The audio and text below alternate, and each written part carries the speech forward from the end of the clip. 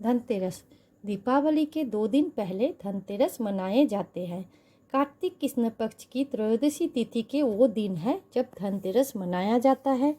युगों युगों से हम इस पर्व को मनाते आए हैं, इसलिए आज आपको इसके बारे में बताने आए हैं। श्री हरि और माँ लक्ष्मी जब धरा पे आते हैं, धरा पे आके चारों धाम घूम के दोनों थक जाते हैं, फिर करने लगते वो आराम जब है।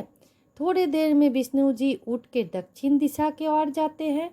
लक्ष्मी जी को वहीं विश्राम करने कह के चले जाते हैं, पर लक्ष्मी जी भी दक्षिण दिशा की ओर चल पड़ते हैं।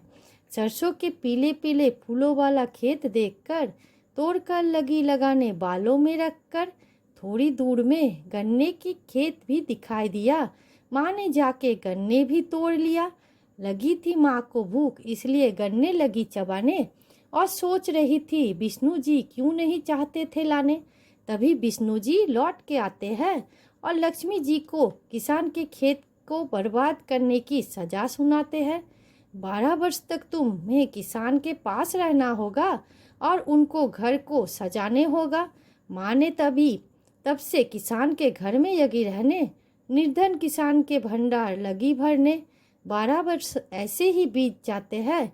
फिर श्री हरि माँ लक्ष्मी जी के येने आते हैं, पर किसान तो लक्ष्मी जी को घर में ही रखना चाहते हैं। फिर से निर्धन होने से वो तो डरते हैं। विष्णु जी तो फिर एक उपाय बताते हैं।